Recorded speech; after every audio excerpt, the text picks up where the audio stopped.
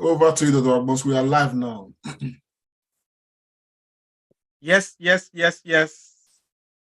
Good morning, good afternoon, good evening, depending on where you are watching us from around the world. You are welcome to your darling program, the one that we popularly call the Sunday Tony, a segment of the Comrade Show called the Comrade and Friends. It's our pleasure to be back here again this beautiful second Sunday of the month of December. Viewers of the Comrade Show worldwide, you know the drill.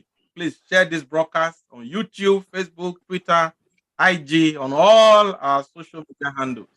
Don't watch it alone, because I'm happy to announce to you with great joy that we have another big elephant in the house. Big one, very big. A quintessential Nigerian. We'll be introducing him to you at some point. But without much ado, let me quickly introduce my fellow musketeers in the studio. First, I want to introduce my brother, the one who nicknamed this program the Sunday Tony. I'm talking of obedient pharmacist Remiran. Pharmacist, greet our people. Thank you so much, obedient Dr. Tony Agbons. You are looking very good as ever. You remind me once again of the former governor of the old Bender State, Professor Folonshaw Ali. It's always a pleasure to be here to talk about Nigeria and things to make our country grow. To our viewers, I say good morning, good afternoon, and good evening, wherever you are in the globe. Like Dr. Tony Agbon said, we have a very quintessential Nigerian who will be helping us deep in politics and indeed what comes of our election in 2023. And to everyone and to all Africans, I want to say congrats to Morocco for leading the trade and helping us have a name in the ongoing World Cup. But relax, enjoy your darling program. Thank you so much. Thank you, obedient pharmacist Remiran, for that warm appearance. We have in the house our comrade CNC, our lead man, the obedient GCOO himself. I'm talking of my brother, Comrade Iponsa Oriake. Comrade, greet our people worldwide. Thank you very much, obedient Comrade Tony Agbons. Thank you so much. Yes, Nigerians, greetings to you all. It's the Comrade Show, and we are glad to welcome you to this program. Of course, like has been expressed by colleagues, by the comrades in the house, we have a big elephant in the house, one that is going to help us, who's going to be helping us deepen democracy in Nigeria. We all know what the story is about Nigeria today, and of course, what everybody's talking about is 2023 and beyond. And of course, we are all, contributing to making the process a good process, one that would be enviable, at least in Nigeria's political history. So please do well to share this broadcast. That's the most important thing. So we get a message across to everybody all across. You know the drill. Let's just share and share. No. Thank you so much, obedient Comrade Lamte Iponsa Oriake. So, viewers, wherever you are watching across the world, please know that at some point we are going to throw the phone lines open, and you can call in to ask our special guest today, the big elephant we talk about. You will be free to ask him questions. Yes, I think he's very, very much ready now to speak to the global audience. Ambassador, please, if you could unmute. I had to mute you very briefly there. So I want to introduce viewers of the Comrade Show. Our guest today is a Nigerian, very well known to all of us. He's widely traveled, widely experienced. Before we came on air, I was telling him that I have seen that he's been to a lot of countries in the world. He will be talking to us today. Our guest, distinguished ladies and gentlemen, is the one and only Ambassador Joe Keshi. He is currently an advisor, policy and strategy for the Obidati campaign organization. Ambassador Joe Keshi, you are welcome to the Comrade and Friends. Greet our people. Thank you for having me, and Wherever you are watching from, any part of the world, I say good evening from Nigeria. You are welcome, Ambassador Joe Keshi. So, Ambassador, you know, you are looking really radiant, and like I said, you are a man of great experience in terms of strategy, in terms of policy, and all that. But before we go into the nitty-gritty of today, we want to start on a very, soft note. So, who is Ambassador Joe Keshi? Because especially in these days when we don't know where people come from, we don't know their date of birth, we don't know the school they attended, primary, secondary, university. So, tell us, make we break them down small at this point. Ambassador, tell us very briefly as an intro. Tell us about yourself. Well, my records are always, they are here with me at home in Lagos. They are in so many files, and I'm sure they are in the files of some countries as well. But I grew up in Ibadan, as I was saying, we were saying before we started. Even if I did nothing else, I played for Water Corporation in Ibadan before I went to University of Ibadan. By the way, I did my schooling mostly in Ibadan also. And I went on to do my master's. I graduated in political science. Went on to do my master's in The Hague Institute of Social Studies, where I studied policy analysis within the broad context of public administration and governance. I have been also a fellow of JFK School of Government, and they have in Harvard and also Harvard Business School. And I worked for 35 years in the Ministry of Foreign Affairs, ended up as a permanent secretary to the cabinet first, and then permanent secretary in the Ministry of Foreign Affairs. I served in a number of countries, as you rightly said, and I think that's also in the public space. And when I left, I joined a couple of boards here and there, the big one being UBA, where I served as a director, vice president of the United Bank for Africa, and chairman of the bank as well, before I retired after 12 years. Only, I think in August this year. I have also tried to work. I use the word tried deliberately with the South governors as an advisor. I mean, we formed what we call the Base Commission. You know, we had two purposes for doing that. We wanted to integrate the economies of the states of the South in order to ensure that they are globally competitive. Unfortunately, I cannot claim that we have succeeded in doing that, but hopefully one day that will be achieved. In a nutshell, I'm sure if the need arises as we go on, I would say more, but summary, that's my life history. Happily married, 3 children, 6 grandchildren. Yeah. Thank you very much, Ambassador. That was really, really very, very interesting. God bless you, sir. So, Obedient Pharmacist Remiran, your question for the ambassador.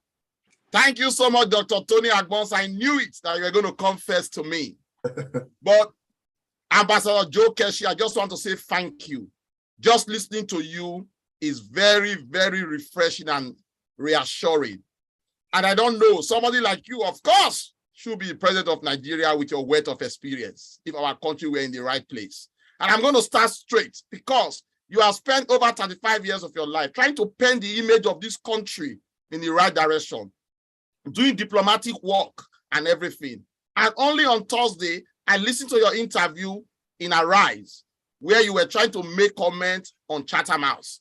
I said to myself that I will not allow you come to this show without me asking you question because our country is in trouble, both internally and externally. And you have worked greatly to put this country in the diplomatic setting externally and in good faith. How did the Chatham House charade come to you? Are we having a Nigeria president where people will be speaking for us? Is that the right way to go? Can you talk to our viewers about that? Well, interestingly enough, the question on Chatham House was just a few seconds to the end of the show. And that got me into trouble with my friends in APC. And suddenly I saw a tweet from somebody who said, I thought this man was intelligent. So suddenly I'm no longer intelligent because I commented only for about 2 or 3 seconds on the incident in Chatham House. But I spent the rest, about 30 minutes, talking of the poverty situation in Nigeria. And the clown who described me as being unintelligent passed no comment on that, but and I think what annoyed him most, and that's exactly where I want to start in answer to your question, was what I said in addition to what happened in Chatham House, that it's not what the respected Asiwaju Bola Tinubu did that for me is a problem. That's isn't the problem at all for me. What I found very nauseating was the caliber, the caliber of people, the intellectual people you can describe as intellectuals, who see wrong and want to paint it right, who see black and want to paint it white, defending the indefensible. And Mr. Macaroni made a very good joke about it. You don't go to an interview, because whether we like it or not, what is going on now is that we are trying to hire a big CEO for Nigeria. And we have about 18 people contesting. And we want to hear them, because this was a mistake we made also in 2015. When all we had was the frenzy of a great general, who single-handedly took out the Chadians from Nigeria, who will wipe out corruption from the surface of Nigeria. And of course, who will change the narratives when it comes to the Nigerian economy. But guess what? Here we are today. None of that has happened. We had actually gone worse than anything else. And I think in that same program, I did say that if Governor Emefiele had not introduced the Anchor Bra program with rice, oil, palm, and the rest of it, this government would have no program at all when it comes to the issue of agriculture. So what happened in Chatham House? Yes, it has happened. But the truth of the matter is that everybody who is running for office must be able to stand up and take questions. We need to know what he or she knows. We need to hear from him directly how he hopes to change the narratives of Nigeria, how he hopes to sincerely pull people out of poverty. We should not make the mistake we made in 2015. With all the shout and the friends of, there'll be a new now, there are things will change. Here we are, things have gone from bad to worse. So that's my comment on Chatham House. It's not the right thing to do. And when you are invited to a place like that, the international community want to see who you are.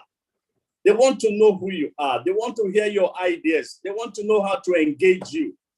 But when you now begin to delegate that responsibility to others, what if you win, and a few years from now we go back to look at the video of that? What your surrogate said will probably not be your policy. Again, we are back to square one.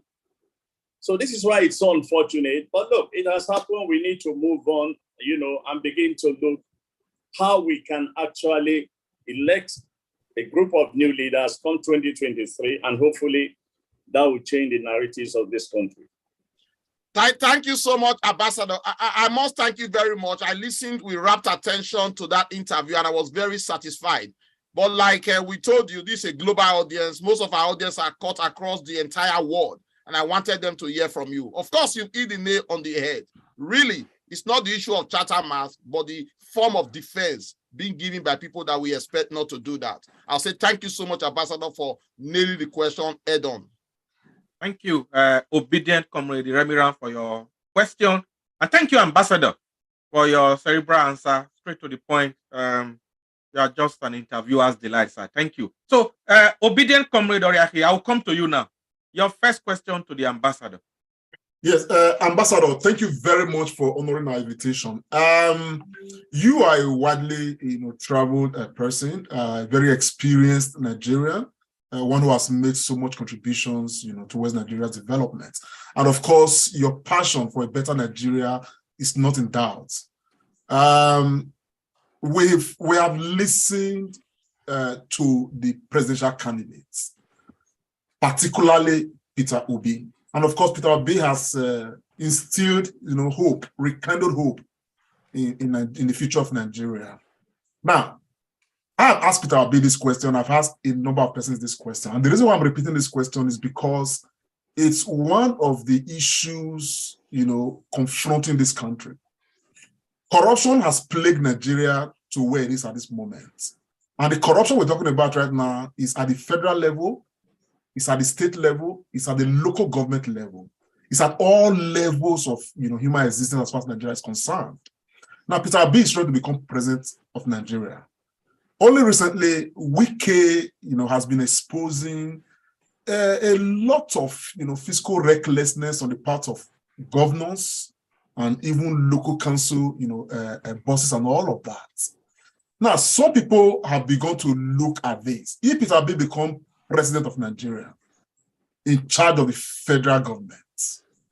Now, do you think, and if you do, how do you think that the government of Peter Obi and the new people you've mentioned coming on board will help to cut down fiscal rascality on the level, at the level of the state government and the local government, to make Nigeria grow holistically together in the new Nigeria that is forthcoming? No, corruption has existed for so long, particularly beginning from, it got worse from the military era, and it has permeated, all segments, all facets of Nigerian life, as you rightly, pointed out. But you see, again, it all depends on the leadership. It all depends on the leadership. Look, it's very easy. When Peter Obi visited the Oba of Benin, the Oba of Benin said to him, I wish it was possible to show the dialogue between him and the Oba of Benin and, of course, his vice presidential candidate. The Oba of Benin said to him, look, I'm not interested in all what you have said to me and to my chiefs here today. I just want to ask you one or two questions. And he said to him, he asked him, he said, I heard that when you were governor, you were allocated plots of land, which you rejected, and that you did not allocate any to your wife, to your children, to this and that and that. Is it true? And the man simply answered, yes. Then I can't remember the second question, but it also has to do with the issue of the resources at the level of governors. And the man also gave yes. And the Oba of Benin said, you mean you were not tempted? You were not tempted to take money from you were sitting on the billions. You were not tempted. And Obi said, no. He said, look, I didn't go to Governor Anambra State to make money. I'm a trader. I have business before I came to Anambra State House. And so I have nothing, I have no desire to go and take anybody's money.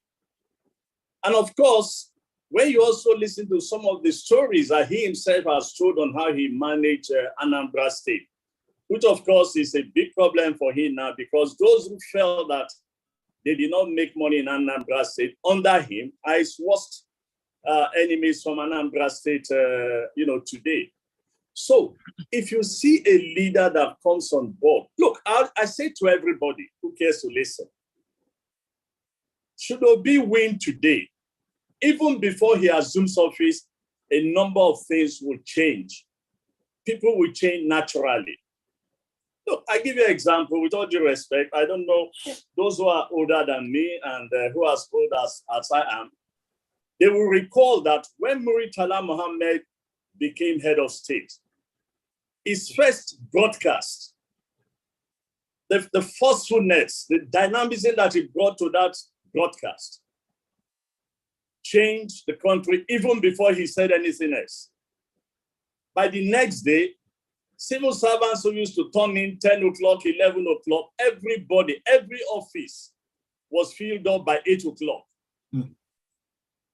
In a friend's compound, he told us a story of a lady who never left that compound before 9 a.m. every morning. That lady was the first to leave home at 5:30 to get to the office, because he said to my friend at that time that, look, this man could lock up the gates and send everybody who came late retired. So when you find people with that kind of character, that kind of value system, the first thing that everybody will say to themselves, we do not know what the new sheriff would do. And I tell you this, the bandits in the bush too will behave the same way, because they will say to themselves, yes, we've been protected by the last government. We've done this, we've done that, but this is a new man, and we have no idea how this new man would act. And I answer again from my own experience. When Obasanjo sent myself and a colleague to the jungle of Sierra Leone to negotiate with the rebels led by one crazy General Mosquito, when we got into the camp, they said to us that when they were told that Obasanjo was sending his boys to come and talk to them and negotiate for peace, they decided that they were going to take us as hostages and then keep us, as hostages and use us to negotiate a better deal. But by the next day, some of the boys themselves, the fighters, started saying, Pa, this man, not being fighters, so, and a general before, and they send in boys and come talk to us. Make we listen to them before we do anything. And that just changed the minds of all the people, the rebels. Okay, it is true. Let us listen to the people first. Let's not, So that changed the dynamic. So by the time we got to the camp and started discussing peace with them, the mindset changed.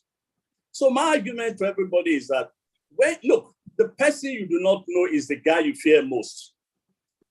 The ones you know already, you can almost predict them. Yeah. As I have said on the Nigerian space, I hate to say this, but I say it all the time. Don't come to me and tell me that, yes, my chief is better than your chief. Don't come to me and say, yes, we know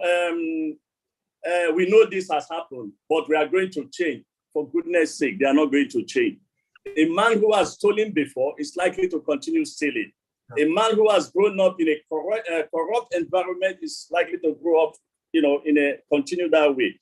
But when a new sheriff comes in and reads out the riot act and says this is the baseline, yes, the chances are that a few things would change. But the last thing I will say on this, why I'm supporting the ticket is that I believe we need to start grooming a new set of leaders for the future.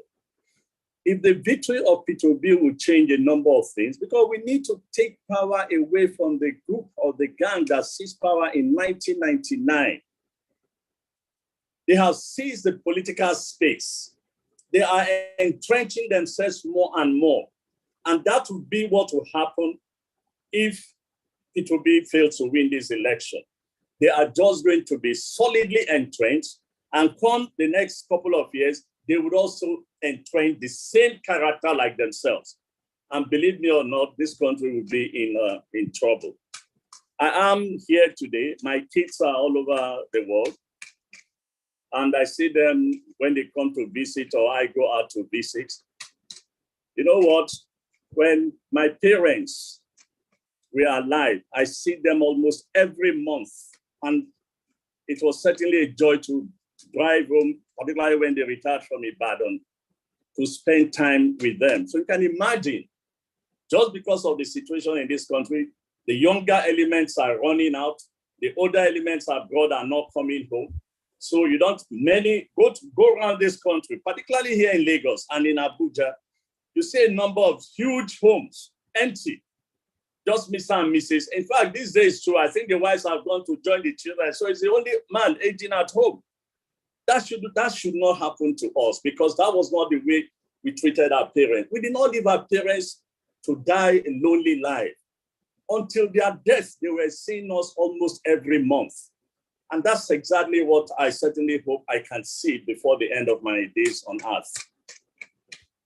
Thank you so much, Ambassador Joe Keshi, Advisor, Policy and Strategy, Obidati Campaign Organization. Thank you so much. Viewers across the world, viewers in Nigeria, Africa, everywhere, our phone lines are open. We're going to display it again on visual.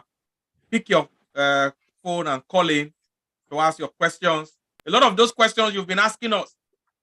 An advisor is here, a man who is working directly with the Obidati Campaign Organization. Some of those bugging questions in your mind, pick your phone and ask. Because you'll be texting us. Now, let us, like we always say, hear from the horse's mouth. So, Ambassador, I want to ask you this question. Recently, the NBS, the Nigerian National Bureau of Statistics, released a damning stat. And they said 133 million Nigerians living in absolute poverty. Trying to just look for the right word now. This is shocking for a country so blessed. So, as an advisor and somebody who has been involved in policy and strategy, what is the game plan to reversing this in the Obidati, campaign plan? Well, first, let me speak like Donald Trump would have said.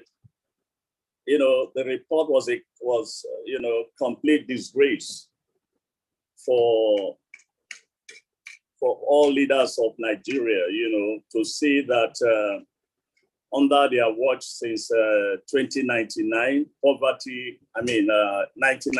to date, poverty has just grown astronomically to where we are today. And look, what causes poverty? Very simple. Lack of access to education, quality education, lack of access to good water, lack of access to sanitation, lack of access to employment. You just continue to name them. And that is the tragedy of it all, that when you look at the amount of money disbursed annually in this country, and yet people are so poor, and a few are so rich. And where did they make that money from? From government, of course. And so when you hear the presidential candidates, one like Peter Obi saying, we need to change the narratives of this country from consumption to production, he has already indicated exactly what he would do. Because if you create that avenue where there's employment, where if there's a lot of considerable investment in education, in health, just those two, health and education, will change the narratives. Adding employment to it, making employment broad. Look, when my generation left school, we didn't go through what so many young people are going through today. Because why?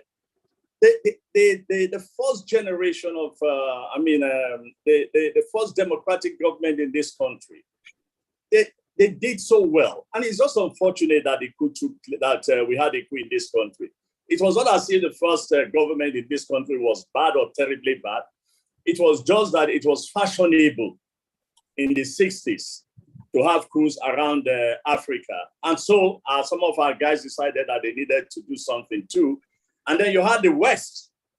You had the West arguing, supporting the idea that for Africa to grow, they needed strong men. The same West is telling us today that no, you no longer need strong men, you need strong institutions.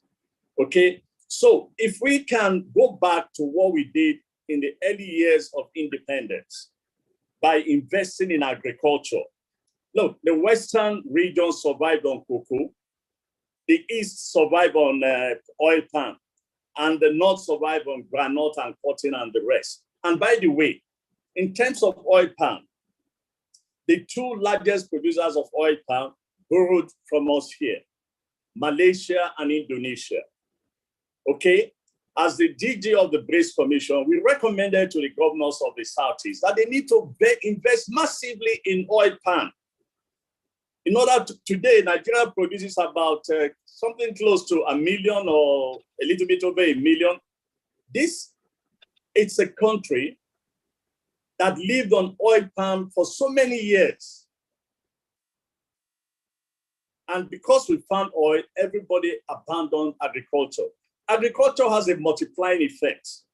So Obi had promised to expand agriculture. He's been describing the land space in the north, in Taraba, in Niger State, as a gold mine where a huge investment in agriculture will be made to begin to open up the space. And once that starts and investment is made in education, in health, now that we have, technology, we expand technology in this country and we create new generation of entrepreneurs, I can tell you that things will begin to change.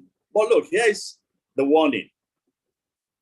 Things will not change in the first 2 years or 3 years of the administration, nor indeed in the 8 years of any administration in this, But the most important thing is to lay down the foundation and hope that those who will take over after, will continue with that. Once that is done, you need a steady growth over a period of more than 10 years. In 1999, Chief Asiodu said to us in this country, if we can grow at 10 to 12%, we'll be back to where we were in the 80s. And so I'm sure that if we can grow between 6, 7 to 10%, we'll probably be back to where we were in 1999. So you can see that we have not just tremendous amount of work to do, but we all have to be patient that there'll be no miracles. Things will just have to take their natural course as long as we have the right leadership, men and women assisting that leadership to do the right thing. And that's what I believe. That's what I can guarantee that, Peter Obi will do if he wins. Thank you so much, Ambassador. So viewers of the Comrade Show Worldwide, please pick your phone, dial in to ask the ambassador your question. It's very, very important. We will be displaying the numbers again for us to call in. Ambassador has touched on a number of things. And I want to also say, I know a lot of friends and associates of the ambassador, they are trying to come into our studio. We can see you. Please, just to let you know, you can't come into the studio. Only the ambassador can be here. So if you are a friend and associate or you've got the Zoom link somehow, you can't come into the studio at this particular point in time. So the ambassador will be sharing from his phone. He's going to be sharing to you all, and we are going to give the ambassador a few minutes to do that now. I just want you to, while the ambassador is sharing that link, which we have sent to his phone, I just want to go to you, Obedient Iremira. No, just before you go to Iremira, we have a caller who wants to ask a question. Do you want to take the? Do you want to go ahead with this, sir? Yes, we take the question. We don't know if Ambassador is ready. If it's ready. Yes. So, Yeah. okay. What's your name and where are you calling from? My name is Keshi. This is the second time I am calling on the show, and I'm calling from Swindon in the UK. Go ahead, sir. Right, Ambassador, thank you for coming on the show. I watched your interview on a ride a couple of days ago, and I said this is one intelligent Nigerian because the way you broke it down and analyzed it, I said it's someone that is fit to be on Obi's cabinet. I didn't even know you were in his strategy team. Kudos. Thank you so much for the analysis you get to arrive on and several issues. One of which is the Chatham House charade. I have a question, or maybe by way of suggestion as well. The last time that our principal, the presidential candidate, was on the show, I missed asking him this question, and I think you're probably the best person to address this issue, or probably take it on to the budget team. I listened to Obi talk a lot about the issue of fuel subsidy and what is going to do about it. And the poor will consume Mr. Ibe, your audio has suddenly just gone off when you are going to really ask the question. Can you go straight to the question? I know you are talking about subsidy. Quickly check your audio and just ask your question. Hello, sir. Could you just take the question again and speak a bit louder, please? Oh, okay. I'm talking about the issue of oil subsidy. I've listened a lot to our principal, Mr. Pitobi, and I haven't heard. I've heard a lot about the fact that the subsidy is largely fraudulent because we cannot justify the quantity of fuel that we register every day that we consume. When compared to especially Pakistan, we use Pakistan a lot because they have a similar population.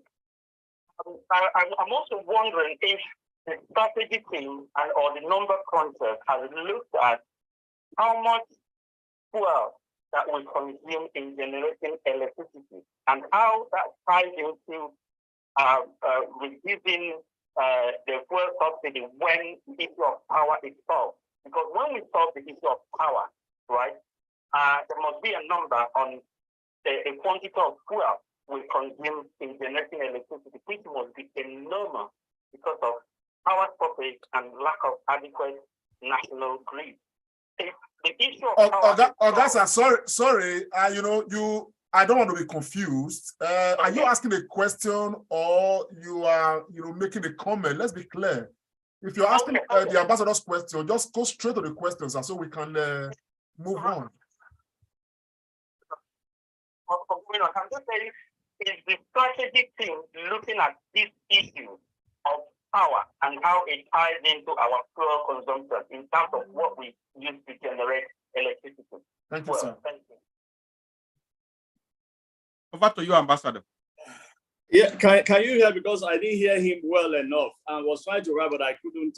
Can we repeat the question for Ambassador? I think what the gentleman, though he was just going around, is asking if the strategy team or the Obidati campaign is looking at the issue of power and this subsidy on petrol.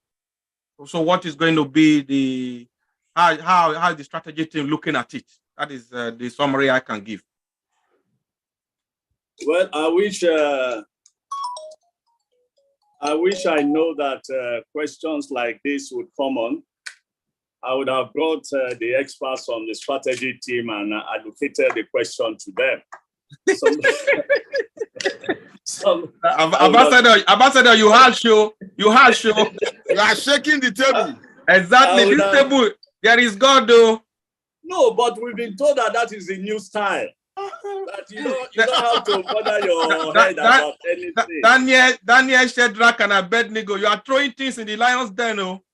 No, you know, we've been told that this is the new side. So I would have asked my friends, economists, and people looking at power to answer the question so that you all will be very much well enlightened and educated as to what the team will and some do. of them, sir, I would imagine they will have to be governors and senators and House of Rep members. Oh, yes. At all, no. And Ambassador, that is what they call teamship. Oh. Yes, that's exactly what I thought. If I had known, I would have also followed, you know, so that I can escape from the criticism I'm getting. But look, on a serious note, yes, there are a couple of teams looking at this issue very, very seriously. You know, power and subsidy. The truth of the matter is that one way or the other, subsidy has to go. In any form, in any shade, it has to go. You know, we've been discussing this for years, and we've just gotten to a place where we can no longer deny the fact that subsidy has to go. You know what? A couple of years ago, I had a boss. There was an issue, and we every year we come up with an excuse, you know, for dodging the issue. And one day he wrote a memo to President Babangida that we need to face this issue squarely, because as it is, our bag of lies, it's empty. So we can no longer continue that way. That's where we are today with the issue of subsidy. It can no longer be sustained. Look, in the people in Kenya, they were in the same boat like us. And the new president, on the day he took over, removed subsidy. Kenya is not at war. There are no protests on the streets because the gentleman said he was going to remove subsidy, and he did it immediately he took over office. The issue we've been debating here, and that's part of this entitlement mentality that has been created over the years. The issue everybody is saying is, what are you going to do to cushion off, you know? So the problem now is to find how do you cushion off the effect of subsidy. We do not have a good transport system. The buses that were bought years ago for labor and offices in order to cushion off the effect of the minimal removals of yesteryears, where are they today? So it has to go. Power is one area that I'm sure everybody has heard Mr. P2B speak extensively on.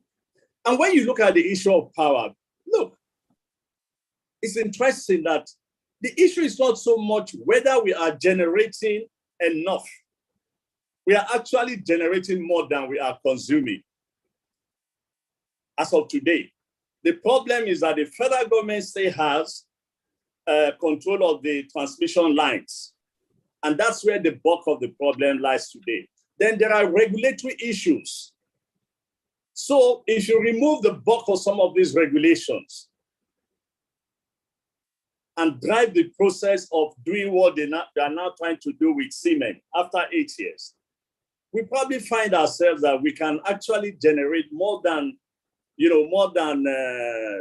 to 15 megawatts of electricity.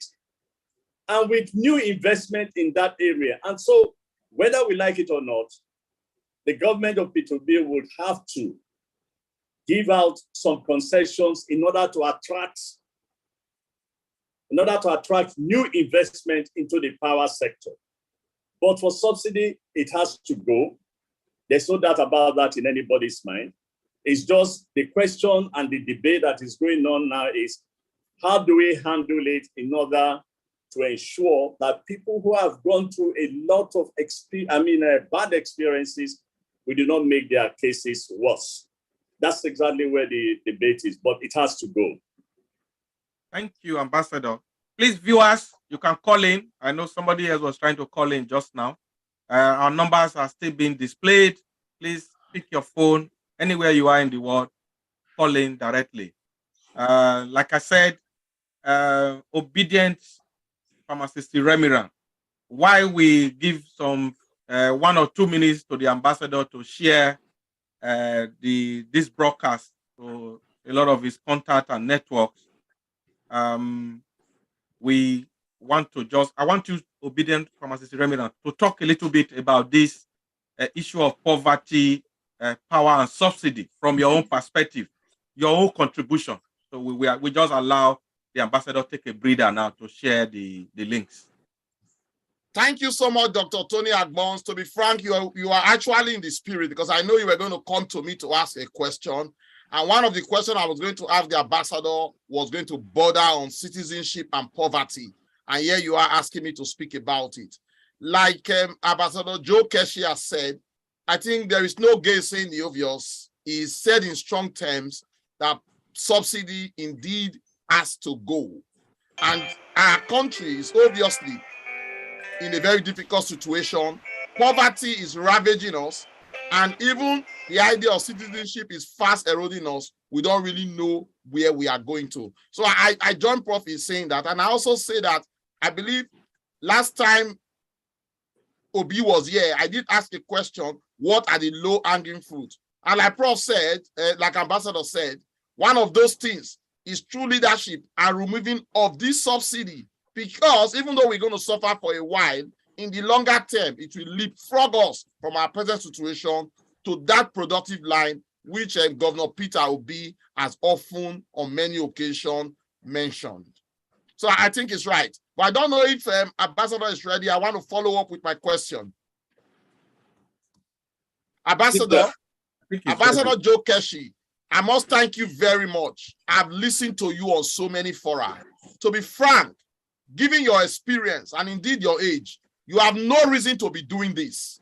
But you are doing this. You are fighting out because you believe that a true Nigeria is indeed possible. I think that this moment is very important. You've been across countries. You've seen citizenship.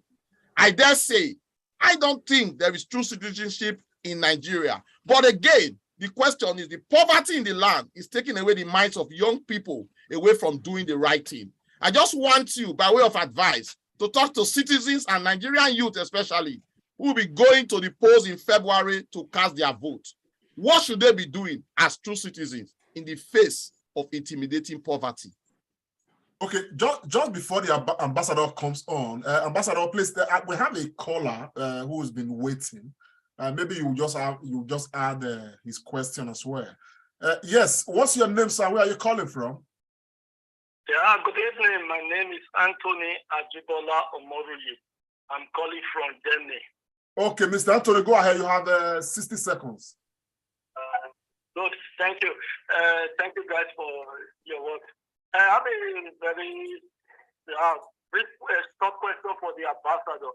The ambassador spoke about something for me that is really of concern about the presidency of Peter Obi, which is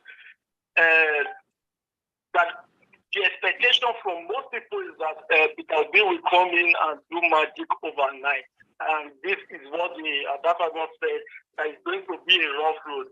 My question is there any concrete plan in the policy of the Labour Party, Peter Obi, that the government, that will keep on conscientizing the people that the road to a new Nigeria is going to be rough and tough, so that the people will be aware of it.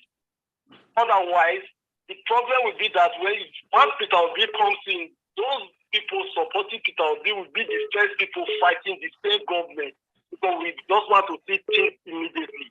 I've spoken with a lot of people. Okay, sir. Thank you very much, bro. It's 1 minute is done now. I think the ambassador can of course take the question now. So, did you hear what he said? Yes, I heard him loud and clear that whether people are aware of the situation. Look, everybody, except we want to deceive ourselves, everybody in this country is aware of the situation we find ourselves. If you live in this country, particularly if you live in Abuja, Lagos, and elsewhere, I do not know any part of the year that we are not spending hours and hours, online. Online waiting to buy fuel. It's a daily occurrence, even on Sunday. You see streams of lines all over petrol stations. People sleep in petrol stations. And so the fact that a new president is elected today does not mean that the lines will disappear overnight. No, it will not disappear. And as of today, I do not think that Peter Obi has overpromised. What he's been telling people is very simple, that we have all what it takes. We have the ground, we have the land, we have the human resources to turn the narratives of this country around. And once we can entrench good governance, once we can deal with the issues of corruption, that things will begin to work well for this country. It's a gradual process. It's a gradual process. And I think in the first few months, when they see some of the actions that he has taken or he will take, people will begin to have hope and they will begin to support the regime. And once he gives them that assurance, look, it's all about the personality and the character of leadership. If it comes, you remember when Obide came in the 70s or the 80s, and he said, look, we are going to do nothing but ride on Pijo. He became famous for that. It just shows you that the government was serious. If he says we are going to cut down on what we spend today in government and turn those things to finance agriculture, to finance education, and to finance health, that would be very popular with the people. And these are some of the things he's been saying. He has not said anything that does not show the right direction to go in this country. Is it in education? We need to do more investment in education, particularly in vocational education. We need to improve our health system. So if it begins to cut the cost of governance in this country, and look, there are so many ways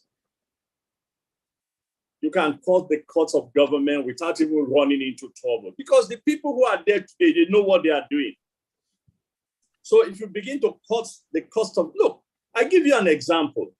At the end of this day, go and look at the budget of FIRS, and you see some of the things. Their mandates is to collect taxes. But go and see what they are doing with money, because they have a certain percentage of what they collect, it goes to them. So these guys have just gone crazy with money. So if you reduce that,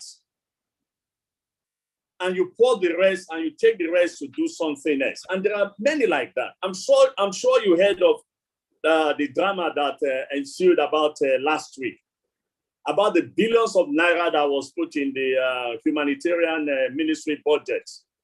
And what happened? Suddenly it turned out that Ministry of Humanitarian Affairs now says the money was put there for them to buy arms for the military. For goodness sake, when do civilian ministries begin to buy arms for the military? So these are some of the things that the man has been saying, that we need to cut the cost of governance. And once you do that, and for someone who's been at least as a former permanent secretary, I can tell you for today that if the cost of governance is reduced, there'll be enough money to do so many things, particularly at the federal level. And hopefully the states too will follow. If they do follow and begin to invest, the problem sometimes we fail to realize that all of us, look, all the arguments and the talk we've been having here has been on the federal government. But the bulk of the problem is at the state and local government level. It is the local government that has responsibility for primary schools. So if the products of primary schools are bad, they are going to be bad throughout up to university level. They have responsibility for primary health care and others. So I've always said, and I'll repeat what I've said, if the states do not work as they should work, we should not expect the federation to work even better. So until we have a leader that can, wield the big stick and say, no, this is what I expect from the local government. This is what I expect from the states. And there are avenues. There's a council of state where these decisions are made. But everybody goes home without implementing what has been agreed upon. But I sincerely hope that, knowing Peter B as I do know him, I know he has that strength of character, that stubbornness that could convince people that this is the way to go. And I said it before. Once you see the direction a leader is following or is going, everybody else will venture to follow. And that's exact. Go look at what happened in other countries of the world. People followed leadership. We were once in Singapore, and we met the deputy prime minister, because the prime minister was out of the country. And we asked him the same question. Do you guys have corruption in this country at all? And the man said, no. And we said, why? He said, because look, cases of corruption that we have had, we deal with them, I'm quoting him, we deal with the issues in such a way that nobody tries it again. It is our failure to make people pay for consequences of their actions that have brought us to where we are today. And I just believe that under a complete new leadership, not the old boys network, a complete new leadership that lays down the ground rules and says, if you break this rule, you pay the price. A lot would change. Yeah. Ambassador, thank you very much for that. But I think somewhere along the line, you missed my question. You've answered it correctly anyway. But I was going to say that leading up to 2023 in February, me and you know that there is huge poverty in the land. What would be your advice to the populace and indeed the youth to do their citizens' job in the face of this poverty and deliver that election? Because if Obi is not elected, we'll be where we are. What should they be doing in the face of poverty? Well, you see, that's the big problem that is in the air, because people are so poor that even 500 could make them change their minds and do whatever you ask them to do. I always give this very simple example. If I step out of my house now today, and somebody sees me and says, "Look, if I give you, if I give you 5,000, would you please go and burn that house belonging to my opponent?" And I look at myself. If I have a job and I earn salary every month, what will I do? I will tell the guy that he's crazy and he's mad. On the other hand, if I look at myself again, I have not eaten that day. I have no idea where the meal will come from. I have no idea where the next day meal will come from. And I have other responsibilities. And somebody is offering me 5,000 to do some crazy things. I will take the 5,000 and do the crazy things. And that's exactly what is happening today. Some political parties have secured or procured or employed a group of young, jobless characters, paying them well. What are they doing? They're on the internet 24 hours, dashing out misinformation and all kinds of things. And for me, the political parties that are doing this, what are they doing? That is the leadership of the future they are creating for you. The leaders to tell lies. The leaders to use the internet to propagate falsehood. Those are the characters that they want to use. And so poverty can make anybody do anything. I don't want to tell you what Mugabe said about poverty and how it affects our lives. But the truth of the matter is that we can only continue to preach to the people. And that's why it's important that your B team should campaign extensively, use all the tools in the land to get to people. Look, election is about the future. Election is about convincing the people that you are a better candidate than the other fellow. And I'm sure that when they begin to hear your story, you anticipate what you have done before, how you address the issue of poverty, the issue of education, the issue of crime in Anambra State. Yes, they'll probably say, look, let's give you a chance in comparison to your other contestants that they know very well. So yes, there's poverty in the land, but the hope is that people will listen and know that where we are today, we must not repeat the mistakes that were made in 2015. Thank you very much. Dr. Agbons, we have a caller. Yeah, please, we take the call. Please, we take the call. What's your name, sir? And where are you calling from? Could you speak louder? We barely hear you.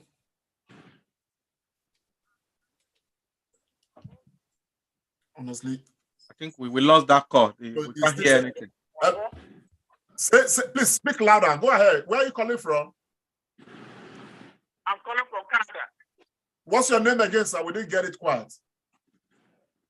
Wilfred Wabo. Go ahead, Mr. Wilfred. You've got 60 seconds. Yes, sir. Thank you so much, Dele Farotimi. No, this is not Dele Farotimi. Augusta, this is not Dele Farotimi, sir. Oh, sorry. What? I thought I'm on to Comrade Show. You're on a Comrade Show, and the guest we have is Ambassador Joe Keshi. Okay, it's the same thing. We're talking politics in Nigeria. Is that? Yes. Okay, go ahead, sir. But not be Farotimi Day here. So, I'm asking how possible is it for somebody to govern, assuming Labour Party wins, is it possible for them to govern without impeachment when they don't have the senators and reps, in place? Is it possible without impeachment? Okay, sir. The ambassador will tackle that now. Yeah. Ambassador is somebody into policy and strategy and all that. He will answer. Ambassador.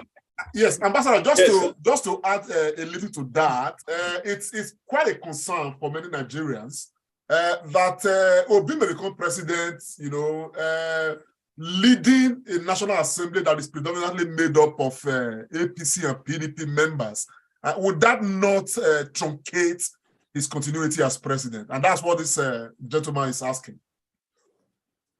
It means that you people do not know the character and quality of the people you have as parliamentarians. They will all cross over to Labour. Simple. Yeah, simple. They will all cross over to Labour because they need to survive themselves. But look, on a more serious note, why would you impeach a president simply because he's from a different party, or simply because he's trying to execute the mandate given to him by the people? In any case, even if you remove Obi, who's going to be president? He's vice. So you still have Labour Party in power, and they will carry out the same policy. It's as simple as that. But look, I can tell anybody, I can take a bet that for me is not a serious issue. We are saying this because people just think that just because since 1999, presidents have tried to control the assembly. Today, you have an assembly that is just an apron of the president. Okay? And certainly, you don't just get up one morning. The only place I foresee problem, but that's very easy to deal with. That's very easy to deal with. Is when the budget of the National Assembly is cut, is reduced drastically. And I will support any reduction of the budget of the National Assembly so that they can do the work. Their job is to make law and order for the good governance of this country. But they have spent more time on oversight.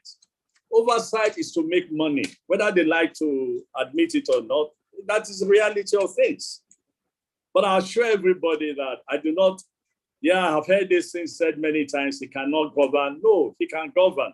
Once he gets the mandate of the people, he can govern. And if it gets to the worst, he will reverse back to the people for a renewal of his mandates. And the Supreme Court and the other, after all, when he was removed from Anambra, what did he do? He went to court.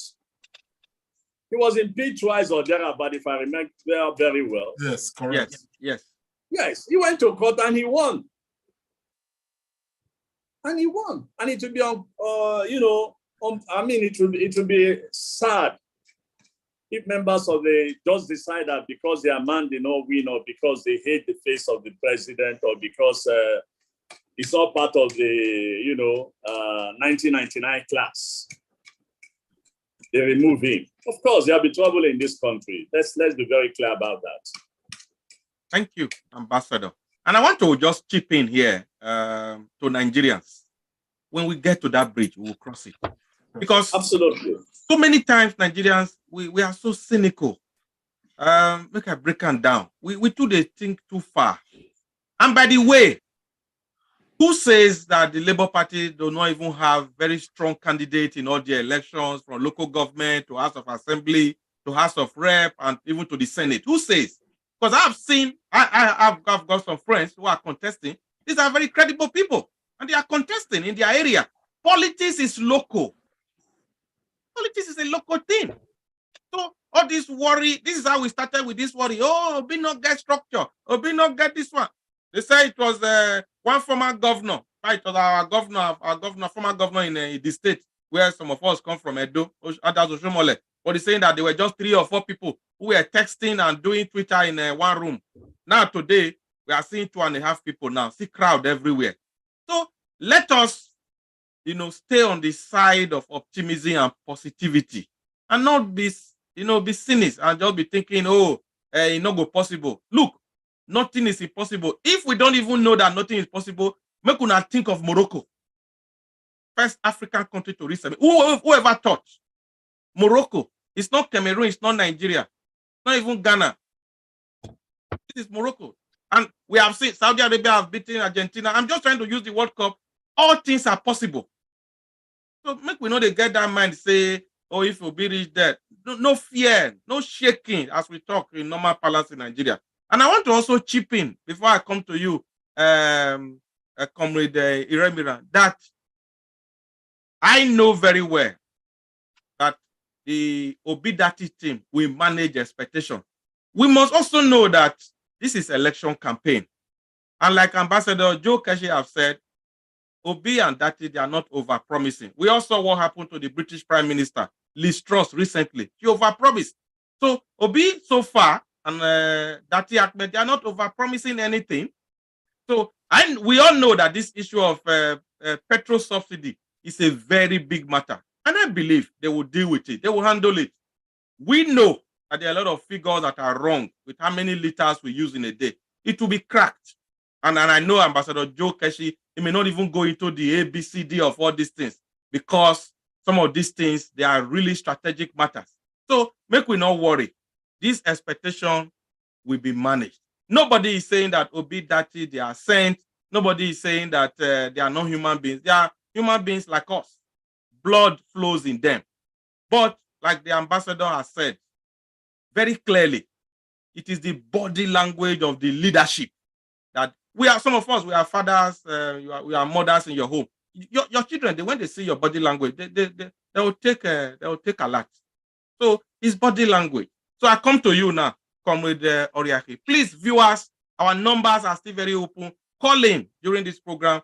We are gradually going to the final half an hour of the program. So don't waste time. Ask your question. Comrade Oriakhi. Yes, Your Excellency, Ambassador Joe Keshi, thank you so much so far. You make use of our local parlance. You are dualizing the matter. And Ambassador, I want to ask you this one for Pidgin English. Recently, the CBN come talk say they want, but they don't already changed some Naira. And a lot of people don't talk and say there is a way they want to make them change this Naira notes. Now, because many people don't really start many naira put inside their house, the bank, the circulation. And so all those want to create problem for the economy. As a matter of fact, there's a report out there currently where it talks say kidnappers for Nigeria, they kidnap somebody, and when they negotiate ransom, then they tell the family of the person, say, the person make sure so that the new naira notes now you want to pay for the ransom, not be the old naira notes. And CBN not talk say the old naira notes, then when they change to, they know we did circulation at some point, which means that on election day, when they be say politicians go want share money to take buy people, many of this naira when they use bullion van take keep somewhere, with the circulation again. And as we speak right now, the House of Reps now they ask CBN to back down on that policy until after election. How you see all this manafiki when they go on now? That this matter.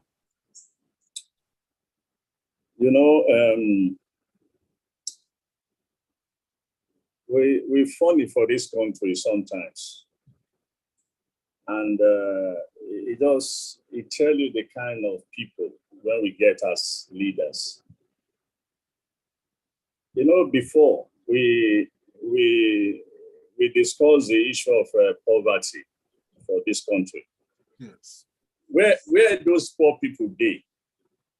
Now, for the constituencies of members of the National Assembly, that there them day. But members of the National Assembly never opened that report to see how poor their people don't become under their watch, under their leadership. But did they fight Emefiele? Say Emefiele, they change the way currency day. Say don't reduce the amount when they get on a weekly basis. Yes. But they never talk about their own people when elect them.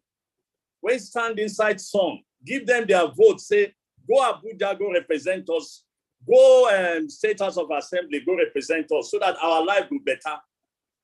They don't talk about that. Now their own selfish interests say, this thing will affect us. So, look, me, I know to not be a great Emefiele admirer for so many reasons. Not to say the man know they do well, but for me, over the years, I never see governor win talk as much as my brother. I mean, governor of a bank. Normally, they even hear governors of bank. They don't only come out once, and once they speak, the economy will begin shake. But because of our peculiar situation, when government itself no step forward, Emefiele and I can step forward, they do all the economic things. That's why the man they talk every day.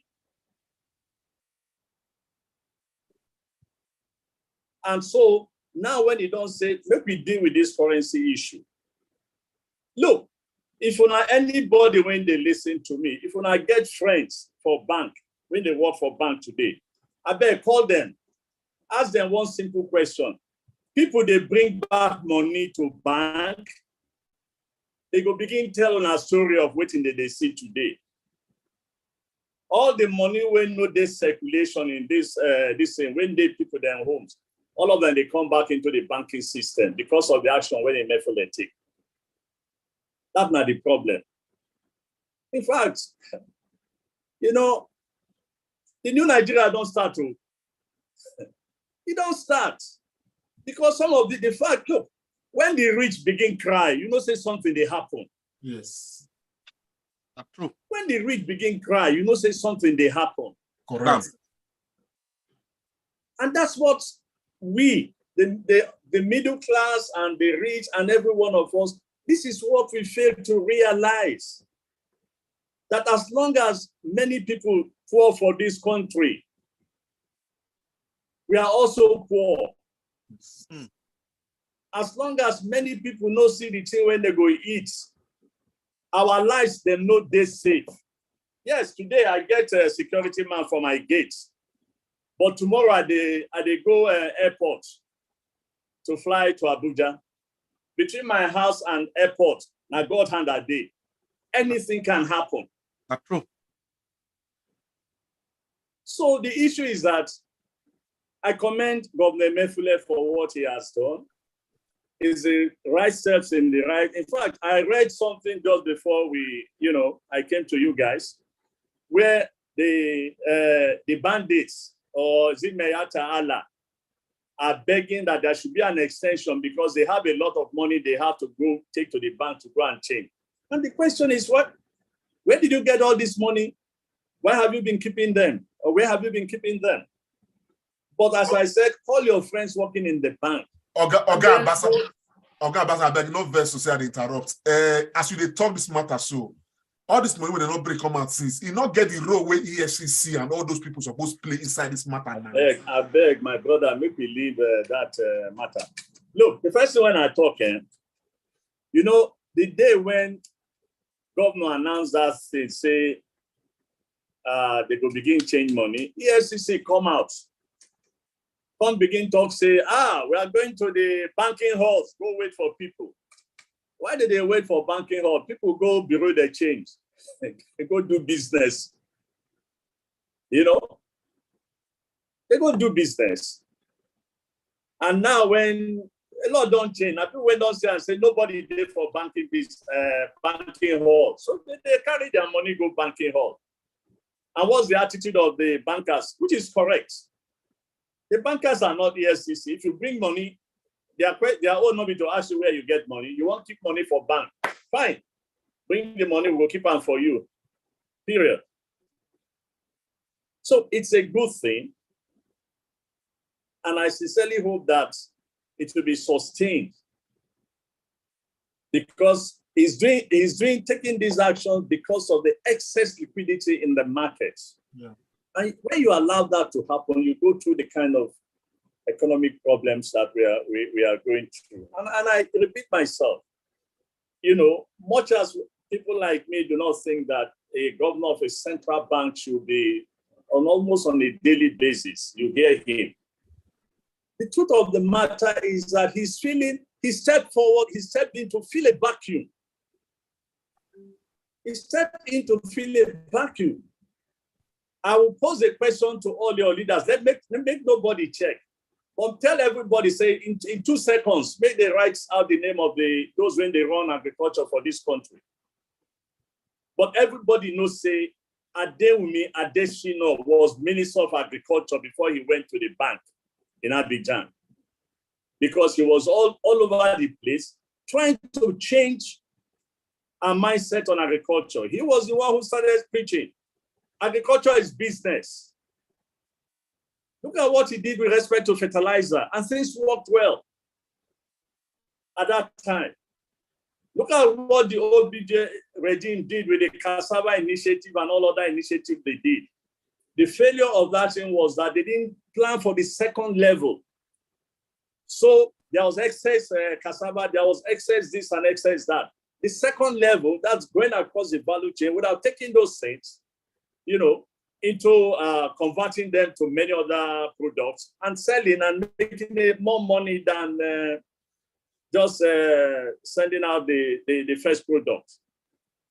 So this is the issue. So our hope is that, yes, poverty is in the land. Members of the National Assembly, I keep saying, they should address the issue of poverty first and leave Emefiele alone. Thank you very much, Ambassador Joe Keshi. You've been with us for, the last couple of minutes and really taking on questions from us and from our global audience. Please, our numbers, we just displayed it and we are going to display it again. Please get in touch, call us and ask the ambassador your question. If you want to also put it on our social media handles on Facebook, even on YouTube or Twitter, we will pick it from there and put your question across. So I'll come to you now, Obedient Pharmacist Remira. Your next question for the ambassador. Yeah, Dr. Tony Agbon, our anchor for the day. I want to say thank you very much. Ambassador Joe Keshi, I cannot thank you enough. Listening to you is very refreshing and giving us hope that a new Nigeria is possible. Like I said before, you have no reason to do this, given all you've done for Nigeria, but I think you believe and you want our country to be great. My question is going to be threefold. As a diplomat, I know you might be diplomatic in trying to answer this, but I am somewhat worried.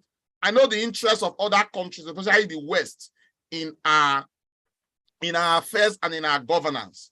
Only this week, the ambassador, the British ambassador, met with the leadership of the APC. As if that is not enough.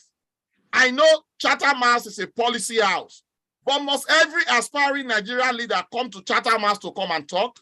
But that's the history. I hear that Atiku is on his way to come. Maybe Obi would even come. But what is pulsating, I've also understand and I heard from Grapevine that the INEC chairman is also going to come to Chatham House. I'm beginning to be worried. With all this happening and with your diplomatic experience, can you weave them together? Given that this is a new dawn for a new Nigeria, what is INEC chairman coming to do in Chatham House? And just oppose it with the recent meeting with the ambassador, with APC leadership. What is it all about diplomatically? Are we safe? My brother, you are very safe. In fact, the fact that they are meeting makes it even clearer that you are very safe. Very, very safe. You know, as far as I know, the diplomatic community, ambassadors in Abuja have been meeting. And I think by now they could have met almost all the presidential candidates. I think they would have met all the presidential candidates. You know, this is one of the things diplomats do and do very well. Theirs is to begin to look into the future. And so the whole essence of the diplomats on the ground in Abuja, meeting with each of the presidential candidates, particularly the four top ones, they want to listen to them. They want to assess them. They also want to explain to them the policies of their government. So if these guys, if any of them win the election, they would have made contact, number one. Number two is that the conversation they are having with all the presidential candidates, they are also reporting back to headquarters with their own judgment on each of the candidates, so that the people at home, once election is over and somebody wins, the people at home already know everything they need to know about the candidate and who they'll be dealing with. So it's a normal thing that happens. In a number of we diplomats, Nigerian diplomats also, we do it in the countries where they serve, because it's in our best interest to reach out even before an election to the candidate. So whoever wins, you know, because what the language is that we just say to the people, we just want to know you, and our government is ready to work with you if you win. That's what they've been saying to all candidates, not only to Ashiwaju. So let me just say that they've been meeting everybody, all the candidates. Now, the whole essence of, look, I have no objection. I have no objection to people going out, you know, to speak to the larger international community about the situation in Nigeria. I absolutely have no objection to, you know, to that. And in the case of the INEC chairman, I think, yes, he needs to go and do something like that too, and give that assurance to the global audience about the preparations that are being made. You know, that will help create confidence for the electoral system. He needs to speak up. And all other candidates, the world needs to begin to know them.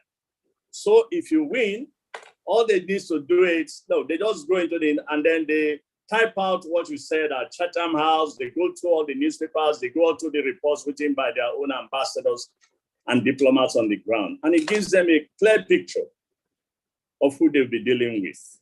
So nothing is wrong with that. It's just how you handle these things when you get out and what you say and what you do. You know, that for me, is the problem. And look, let me also say this as we come to the end of the show. You know, there were so many things that I felt our leaders did wrong the last time APC leaders went to Chatham House. And this is not the first time. The Article team also did that when they also went abroad. I think it was in Dubai. They gathered themselves together to have a sumptuous breakfast or lunch. And then they take videos of it and begin to post it to poor Nigerians. I think it is very insensitive. It is the height of insensitivity and it shows you the characters of the people who want to lead us or who are leaders. And you could see, you know, psychophancy has become such a bad thing in this country. In the one posted by the Ashiwaju team, somebody was telling the old man to get up and do together. That is what the young people want. That is what the young people like. You can see how they are deceiving the leader already. It is the young people like to dance buga, but their life is not all about buga.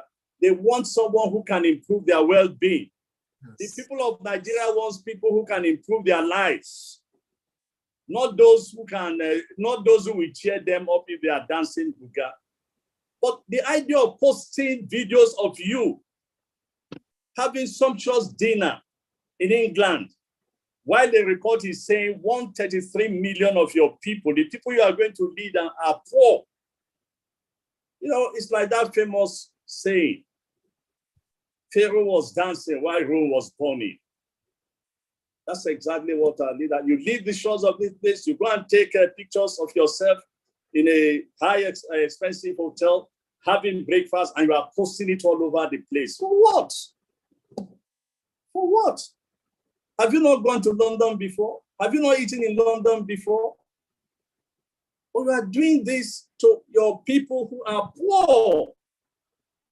Very sensitive, in my view. You know?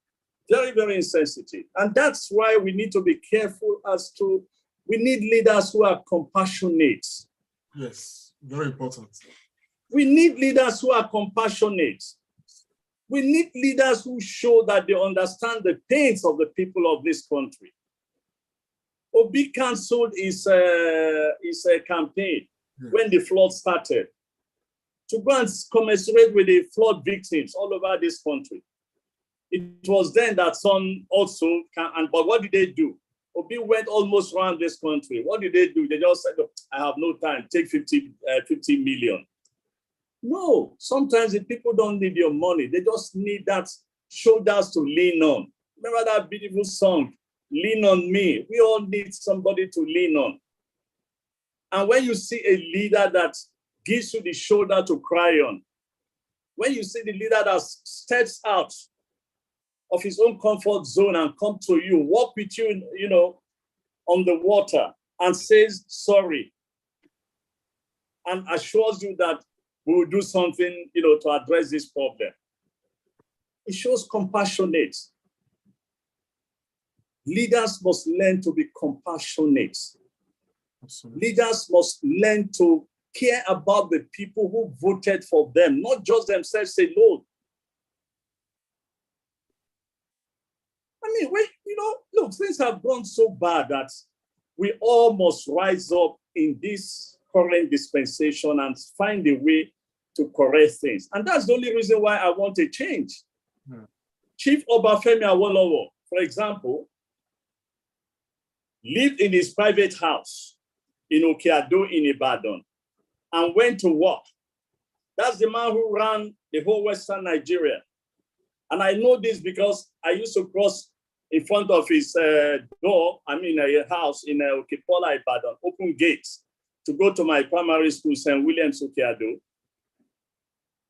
He went to work with only one car. His ADC sits in front and the chief stays in back. There's one dispatch rider. There's one dispatch rider in front of the premier of Western Nigeria. Today, Western Nigeria of old has been broken into 6 or so states. On an average, a governor uses up to 15 vehicles. 15 times 6. And none of those vehicles cost anything less than 30 million or more. So it just shows you the kind of leaders that, you know. And when you look at the entourage, some of those vehicles are practically 1 or 2 persons. And we ride past. The generation of leaders that inspired me, they rode past, they were always in open vehicles. You see them, no tinted glasses. In fact, sometimes in Ibadan, Akintola will be going back from work and he will see people gathered around the tap to fetch water. He will stop and go and talk to them, get them to take their, buckets, turn it upside down, the steel buckets, which were being used those days. Stand on top of the steel buckets and talk to them. Our leaders don't do that. They just fly past. They drive you out of the way today. The leaders we voted for, they drive you out of the road today, which is why we need a new set of leadership. Obi told the story of when he came to office, he noticed that the cost of fuel in his office was very high. And he couldn't understand why it was high.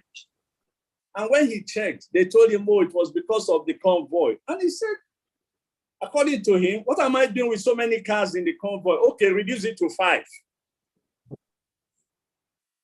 That's the kind of leaders we should be listening to. Why must you reduce it to 5? To be able to save money to do other things for the people. It's all about the people. It's all about the people. Leaders must not forget this. It's not about themselves. It's not about their families. It's not about their friends. It's not about the talents they've discovered. It's all about the people. Because the people voted for you. And why did they vote for you? They voted for you because you gave them the assurance that you will improve their lives and not make it worse. And that's where leadership has continuously failed. It's all about leadership. And if we get a leader who can change the narratives and sustain, and the next leader sustain that narrative, I think all of us will be glad in this country and hope will rise again. Ambassador, thank you so very much. Dr. Amos, just before you come on, Ambassador, I want to just show you still the spirit of, I know say we get many followers when we say Sabi speaking English well. There is this information when it come out. I got this information today. I want you to clarify. Somebody sent me, I'm going to share this right now. He sent me this, information. I never independently verify, and I want to read them. Say public notice. In the course of community sensitization drive, we noticed the error from many obedience of, looking for Labour Party on the ballot instead of LP.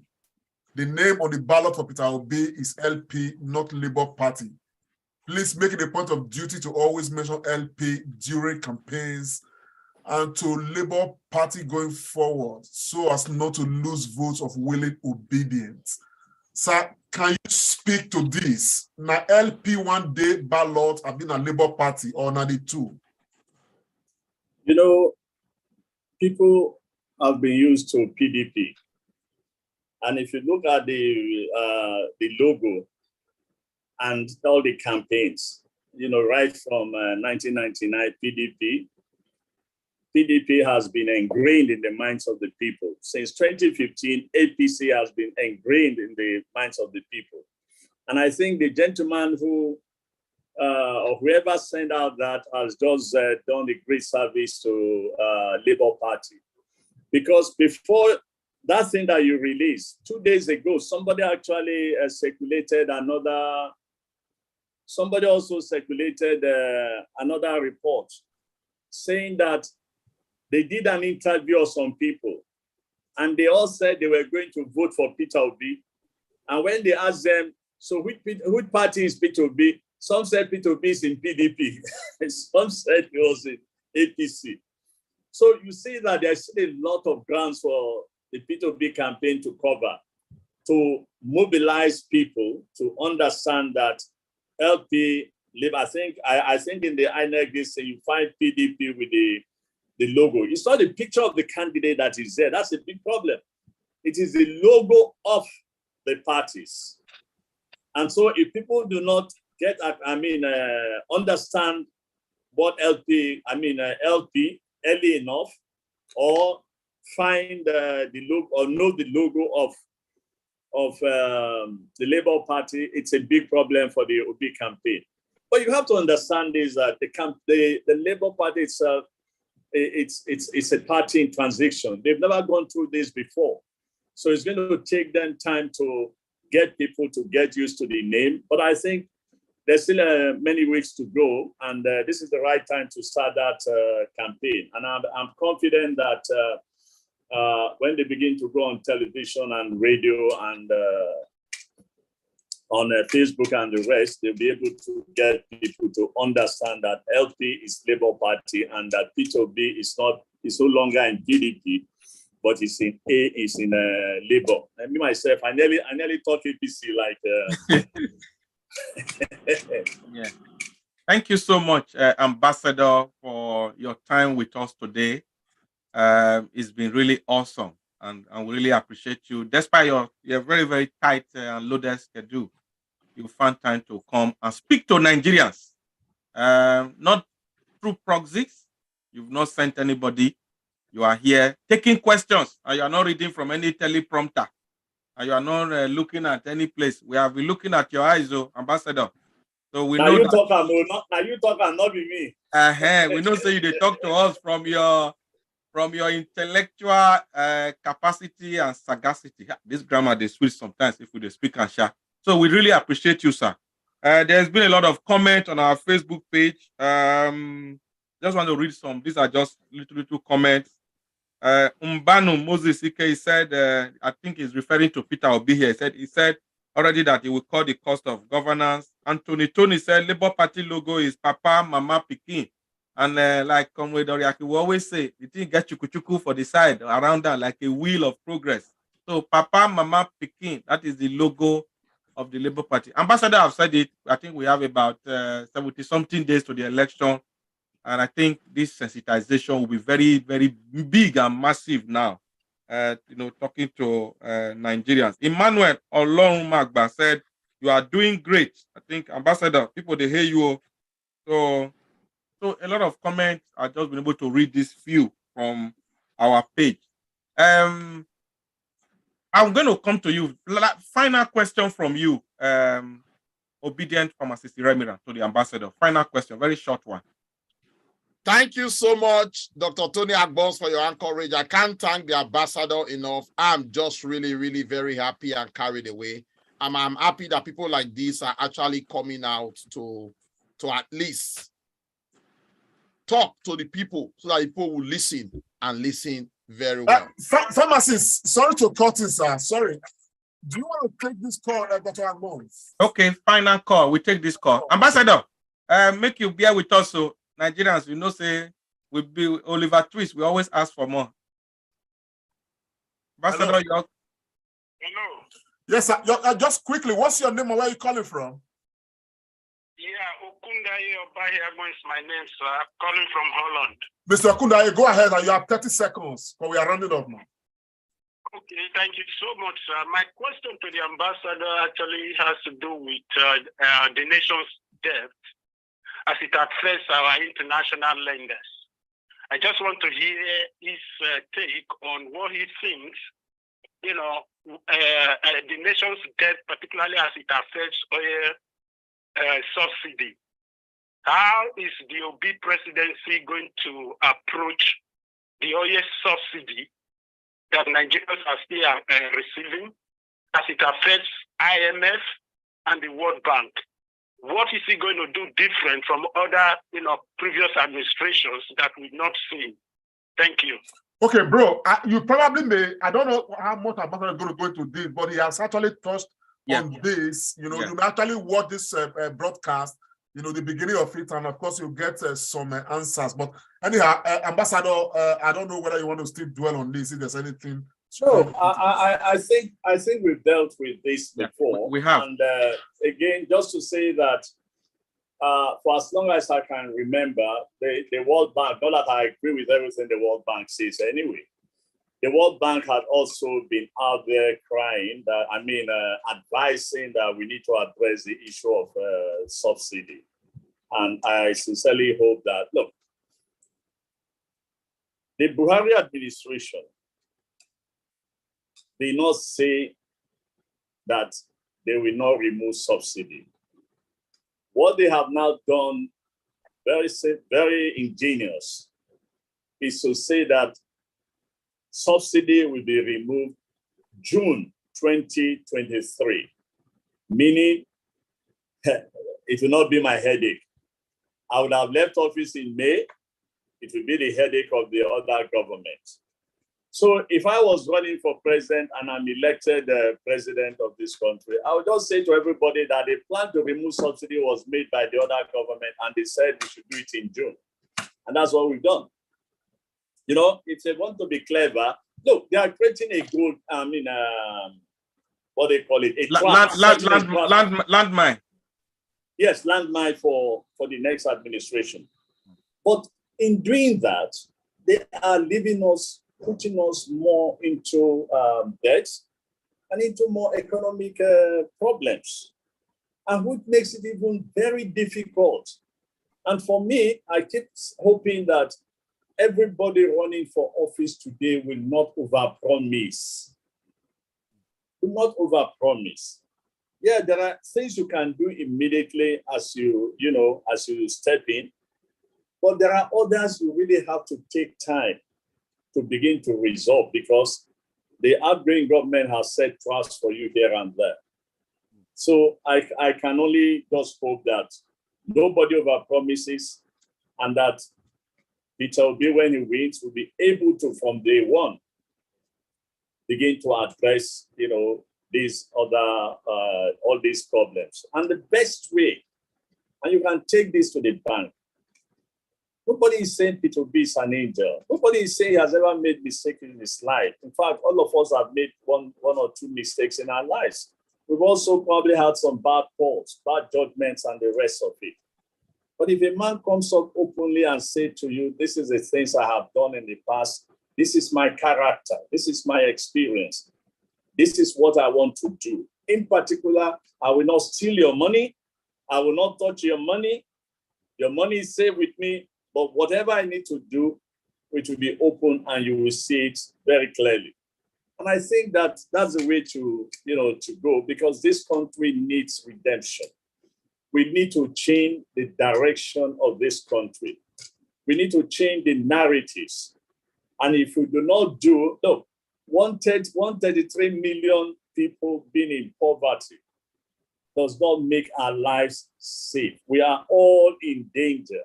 We are sitting on a keg of gunpowder if we do not find a way to begin to draw out people from poverty. Again, I make the point I made earlier.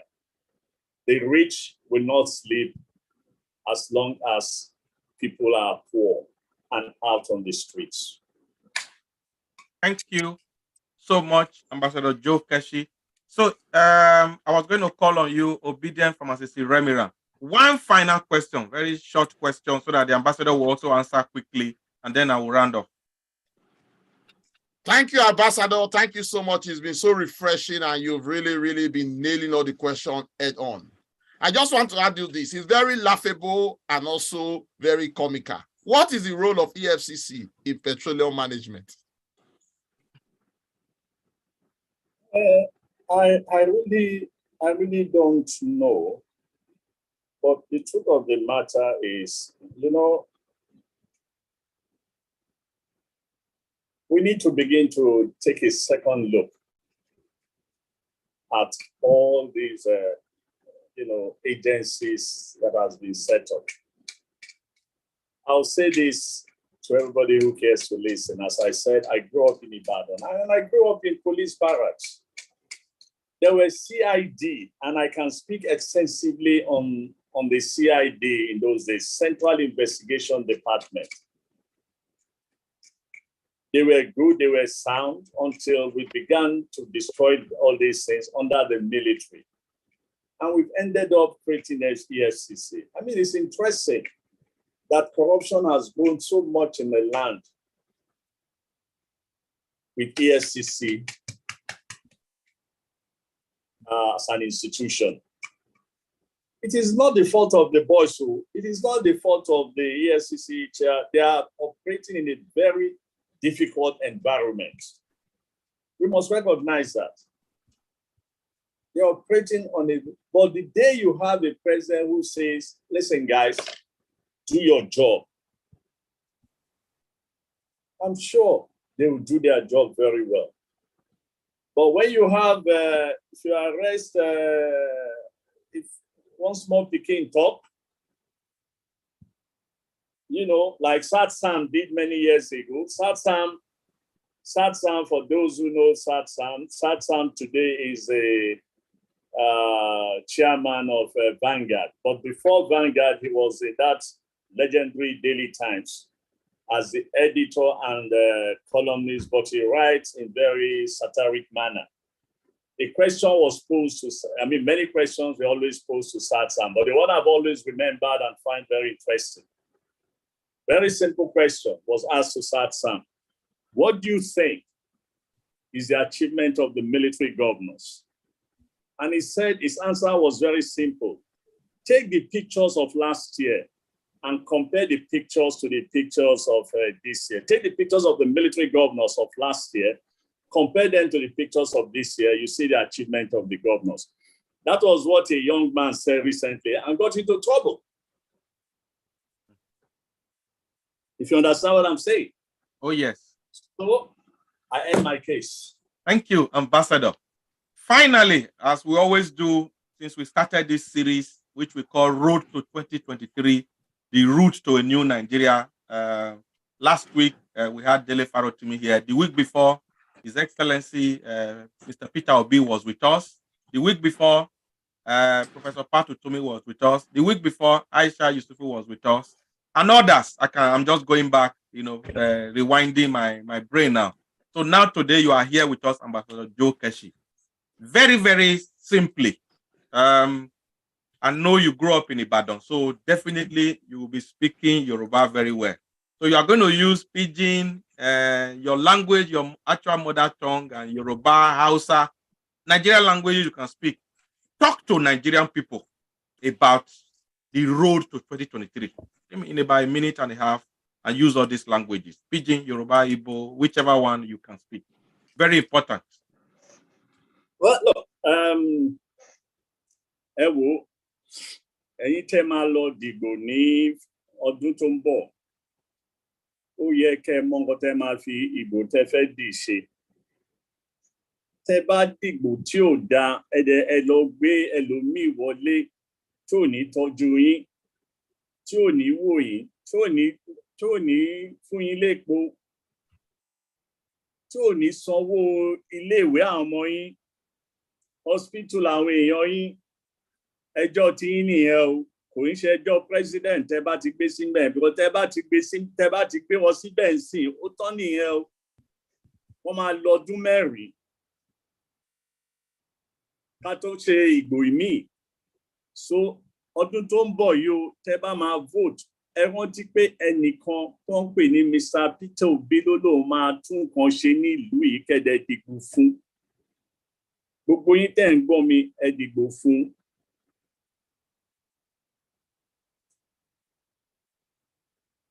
Should I continue? Yes, in another language now. Okay. I'm originally from Delta, Ika. In the Bayona I came election on 2023. Bikoni. Unu vote to no onye ke change the life uno. Onye no mani oke mi hen no we dozi obodo. Ana ndi de ke zu ohi. Ana ndi de ka nalo nani.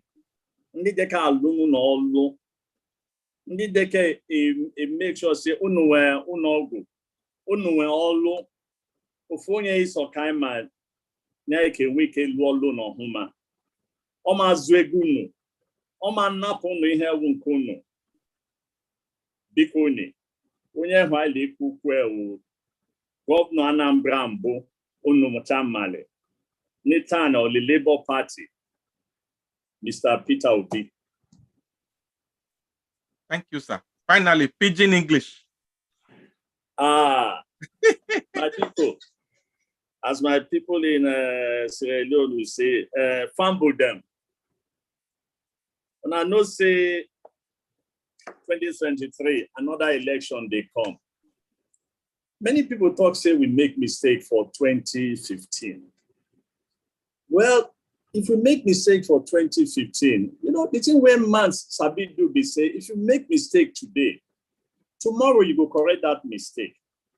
So 2023 they come. Now another opportunity for us to correct the mistake when we make for 2015. And that mistake when we make, look, we don't hate the people, though. All the people are good people by themselves. At least they promise us something. You know how difficult, how small picking they vex? When Papa promise and say, Christmas they come, I go buy you shoe, I go buy you dress, I go buy you this. And Christmas come, Papa no deliver, Papa no buy anything. Not because Papa fault too. Papa no get the financial capacity, particularly like Papa then we get 7 picking them. They don't feed everybody. So now so it be. We believe everything when they tell us for 2015. And we give them the opportunity to say, make them change our lives. But instead, when they go change our lives, that their lives alone ain't change. So we don't get another opportunity now. Because we get the man when they run, when say, he go fit do better, he go fit change our life. Look, if we take risk for 2015, look, we take another one for 2022. For 2023. Let me see as it will be. If one know better, another one saying will do better. That's I think that they call democracy. When one come, do well, we change them. If Peter no do well in 2023, 4 years later, another election, we change them. We bring another person. By the time when we go change 2, 3, 4 times, fumble them, I won't tell them, I say, we will begin to get good leaders for this country. It's as simple as that. God no go send somebody come from heaven. Now when they for this country, now we go change the narratives. Now we go change things for ourselves. And the only contribution when all of us fit make, now to take the same risk we take for 2015, vote for the man we say, I will change on our life better pass as it be today. If you know do him, 4 years later, we go wait for him for the polling station again. Then we will remove him. Then we will bring another person. By the time we will do it 3 times, things will begin change for this our beloved country. Because this is a fine country. Honestly, this is a fine country. Nothing when the good Lord no give us. That's why sometimes, at the problem with people, by the time I go talk one small talk, they go say, maybe leave unto God. My brothers and sisters, God no will live in own better job and other things. Come begin help you when he don't give you the brain. He don't give you the faculty to say, make you do better for yourself. Now the same brain when he give you, let me give other people. That's why when you go America, you go think say then they go church. Then they go church for America. Then they go church for Britain. Yes, you know plenty. But wait, make disaster happen. You go see everybody for church. But why then they pray as we they pray? Because everything when don't become prayer point for Nigeria, then get them. How anybody go begin pray, say, God, give us a good drinking water for UK, then get water. Everybody go begin say, give us good school, then get good school. Even the other day, I see somebody, they rush go airport, they pray, say, make him meet plane, and make plane take off quickly. That's why we dey worry God now, because everything don't become prayer point in this country. But I tell everybody, I'm a Catholic, I'm a Christian. God no go come down, can't do anything. So all this time we dey say, God dey, God go take care. God no go take care. That's why God allow us get democracy. Now we go take care of our leaders. But if we fail to take care of our leaders, our wahala be that, not be God own again. And gentlemen, thank you. It's been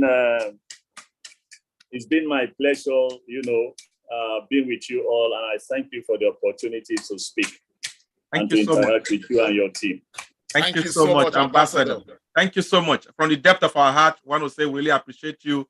Like we said, a lot of our viewers all over the world, even some in places like America and in Asia and all the rest, they'll be watching this program later because we on our pages. I'm sure everybody's been really, really happy with the way you have dealt with questions. And we're happy that people like you are advising, you are in policy and strategy, because we're not going to leave this game for all these people as we talk for Bende. And I know say, even our guys have now Bende likes of old. Bende, we know they carry last. No wonder you lie. All Bende. All Bende. All Bende. You know call him hair. You know call him all Bende. All Bende. Thank you so much, sir. So on this point, I want to thank all our callers today, Mr. Ibe from the UK, Anthony Omoroyi from Germany, Mr. Wilfred Uwando from Canada, and Mr. Okundaye Obahiagbon from Holland, and all others. A lot of messages on YouTube, Twitter, Facebook. We saw it all. Please don't be offended. And even those that were trying to call, you couldn't call in. We love you all. Thank you so much, Ambassador Joe Keshi. I want to round up with this. Thanking you, obedient pharmacist Austin Iremira. Thanking you, obedient Comrade Lamte Oriaki, our GCOO, Grand Commander of the Order of Obedience. You are all awesome. Ambassador, I bet make you salute family and everybody for us, for your side though.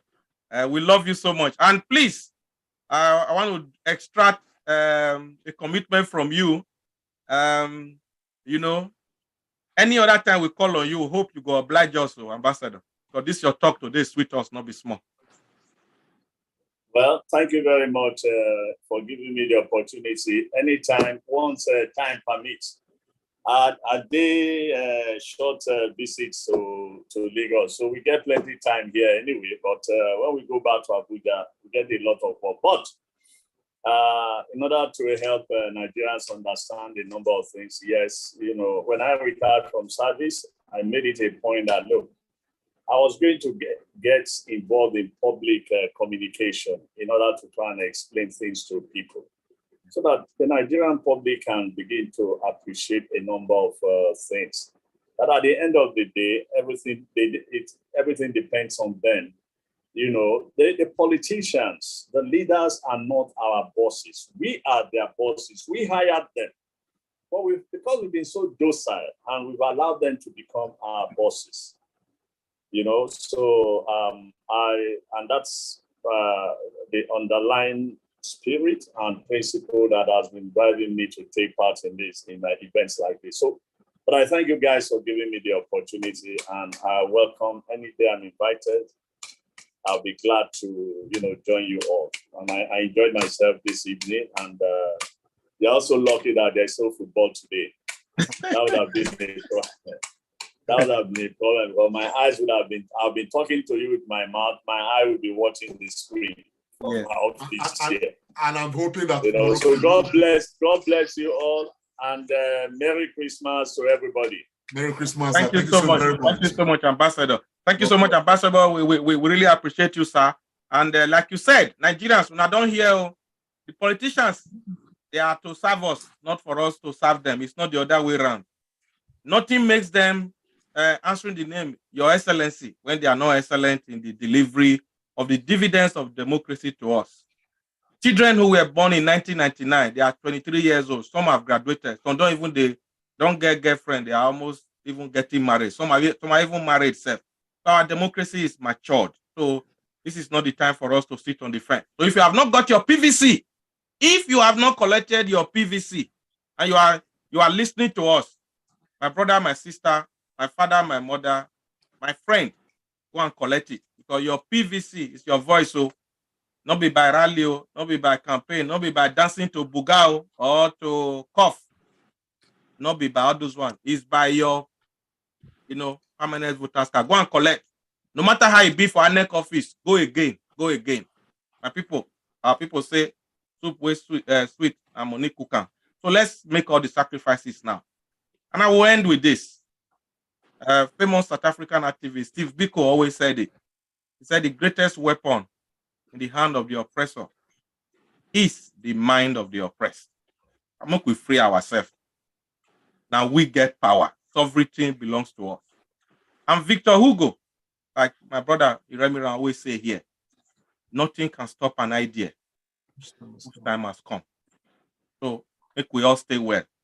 Wish you all a very happy new week.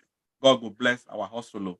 And God will bless the Federal Republic of Nigeria. Indeed, a new Nigeria is possible, and it will be dirty. He's the driver taking us to that destination. God bless you all.